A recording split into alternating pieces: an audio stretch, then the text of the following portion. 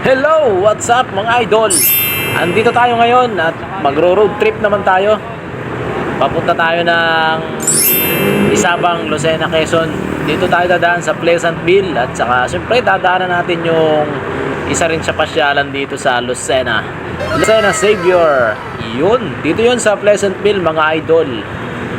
At nandito sa travel pa rin tayo kahit sabing mainit. Yan, nandito tayo ngayon, no? Ito yung Lucena Savior. Ito yung binabagtas natin ngayon. At shoutout na po agad dun sa nakuna ng mga videos. At pakipalo naman po ng aking page, ang inyong Mr. Security ng buhay mo. Iyon, napakasarap pala talagang dumaan sa ilalim ng puno ng kahoy. Napakalamig ng hangin. Totoo po yan, saka napaka-fresh ng hangin. Pag nadaan ka sa ilalim ng puno ng kahoy, katulad niya, no, dinadaanan natin kahit sobrang init, napakasarap ng hangin.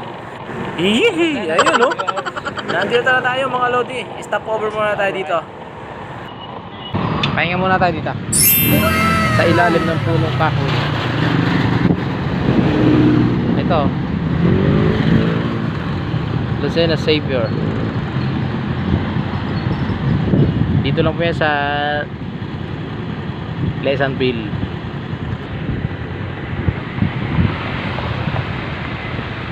Lamig. Sarap magtambay sa ilalim ng puno. Ayun, at papunta naman tayo mga idol dito sa Isabang Road. Dito lang din yan ulit sa Lucena City, Quezon Province, kung saan maraming magaganda at guwapo. Iyo no. Ang ganda ng karsada dito mga idol, dito sa Iyam, papuntang Isabang. At nakita natin kanina yung view nung Lucena Savior. Medyo maliit lang siya, pero talagang pinapasyalan yan. Lalo na dun sa mga nagde-date. Yun sa mga magjowa. Yan, may nakikita ako dyan. Marami akong nakikita dyan. Yun, may back camera pa naman si Idol, oh. Wow, ang ganda ng view. Thank you for watching mga idol. Bye bye and follow my page. Thank you.